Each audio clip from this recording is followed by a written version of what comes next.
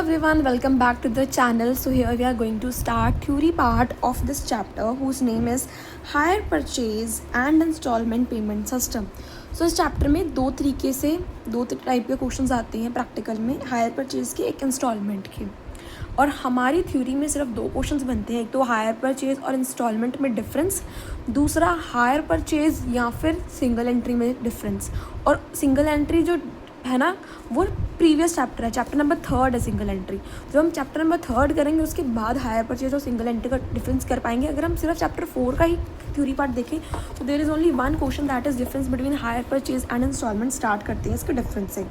So let's start with the difference. Hire purchase and instalment का difference है nature of contract. So hire purchase किस type का contract है, instalment किस type का कॉन्ट्रैक्ट है, let's see. Okay, so it is like a contract for higher.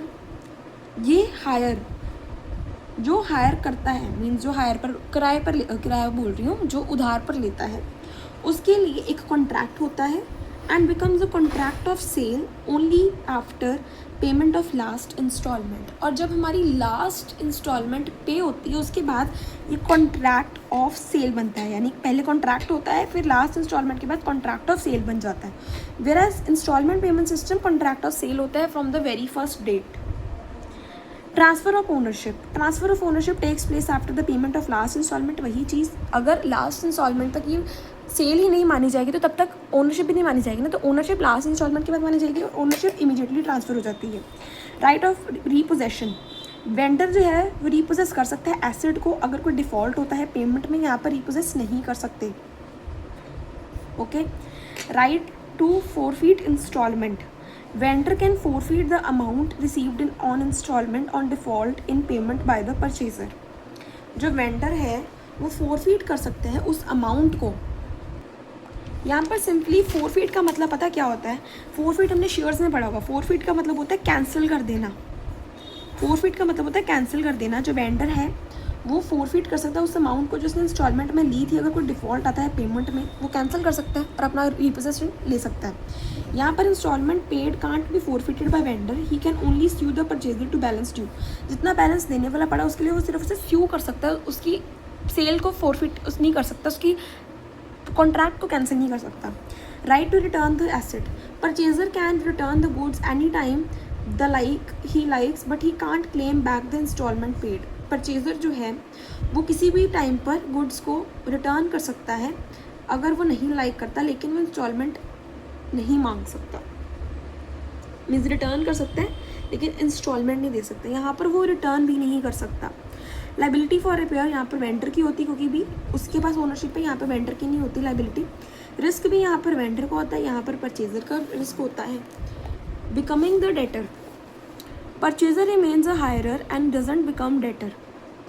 Purchaser सिर्फ और सिर्फ हायर होता है, डेटर नहीं बनता. Purchaser becomes debtor. अब यहाँ पर डेटर बनने का क्या मतलब आता है. सो सिंपली जब आप कोई गुड्स आपके पास है, राइट,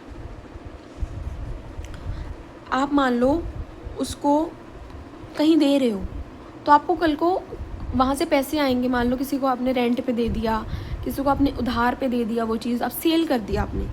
तो purchaser remains a hirer doesn't become debtor. वो सिर्फ हायरर ही होता है, कभी वो उसको बेच कर भी डेटर नहीं बन सकता. यहाँ पर परचेज़र डेटर होता है. सेल और mortgage of assets by purchaser. Sale या फिर मॉर्टगेज उस एसेट की परचेज़र के द्वारा. जो परचेज़र उसे सेल नहीं कर सकता, ना ही उसे गिरवी रख सकता है उस एसेट को, क्योंकि अभी लास्ट इंस्टॉलमेंट नहीं पे करी. परचेज़र उसे बेच भी सकता है एंड मॉर्टगेज की तरह भी रख सकता है. Bailment. Purchaser is like a bailee. यहाँ पर परचेज़र बेली नहीं होता, ओनर होता है. Liability for safety of assets. Purchaser is liable for the safety of asset. जो परचेज़र होता है वो उस एसेट की सेफ्टी के लिए लाइबल होता है. मीन्स अगर कल को कुछ एसेट को होगा तो वो उसको बोलेंगे, ठीक है. मीन्स रिस्क में आपकी सेफ्टी है. यहाँ पर सेफ्टी किस में से है, सेफ्टी फ्रॉम रिस्क. वो इसके एसेट के रिस्क से सेफ है. Purchaser is not liable for safety of asset. जो परचेज़र है यहाँ पर ये दो पॉइंट्स हम फिर से डिस्कस करेंगे. Becoming the debtor we will discuss these two points. So पहला पॉइंट है स्टेटस ऑफ परचेज, जिसे हम बिकमिंग द डेटर भी बोल रहे हैं. Purchaser remains a hirer not a debtor until the last installment is paid. जो हमारा परचेजर है खरीदने वाला, वो तब तक डेटर नहीं बन जाता, तब तक वो लास्ट इंस्टॉलमेंट नहीं पे करता. नो फुल डेट अराइजेस, क्योंकि अभी तक पूरी डेट अराइज ही नहीं हुआ है, because sale is not complete. Whereas वहाँ पर purchaser becomes a debtor immediately because the sale is complete from the beginning and the amount is due. अब बात करते हैं liability for safety of asset, जिसे हम हायरर के केस में कैसे पढ़ेंगे. हायरर हैज़ अ पोजेशन, वो सिर्फ उसे यूज़ करा. पोजेशन का मतलब एक तरीके से कब्जा कर लेना, या फिर उसके पास वो चीज़ होनी, या फिर उसे दे दी गई है. So he generally takes care of the asset but legal ownership remains with vendor till last installment. Whereas buyer is owner from the day one, so he is full responsible for any loss or damage to the asset. So this was it. Hire purchaser hirer होता है, उसकी कोई immediate date नहीं होता, कोई ownership बाद में होती है. इंस्टॉलमेंट में वो डेटर बन जाता है, फुल डेट अराइज हो जाता है एंड ओनरशिप भी उसे इमीडिएटली मिल जाती है. फिर ये आपको एक सिंपल सी चीज़ पता होनी चाहिए अगर आप इस चैप्टर को कर रहे हो, तो आपको पता है कि हायर परचेज एक अलग चीज़ है और इंस्टॉलमेंट अलग चीज़ है. हायर परचेज प्राइस क्या होता है. तो सबसे पहले जब हम कोई एसेट बाय करते हैं, मान लो वो एसेट टोटल है 2 लाख का, इट इज़ ऑफ 2 लाख, मैंने 50,000 इमीडिएटली पे कर दिए, तो ये मेरी डाउन पेमेंट आ गई. तो डाउन पेमेंट प्लस मान लो 3 इक्वल इंस्टॉलमेंट्स में पे करना है, 50-50 करके 3 बार. ओके, सो इंस्टॉलमेंट जितनी भी होंगी, और फिर उन इंस्टॉलमेंट्स के बाद जो इंटरेस्ट है पहले साल, दूसरे साल, तीसरे साल, वो. सो ये हमारा हायर परचेज प्राइस का फॉर्मूला है, down payment plus installments plus interest.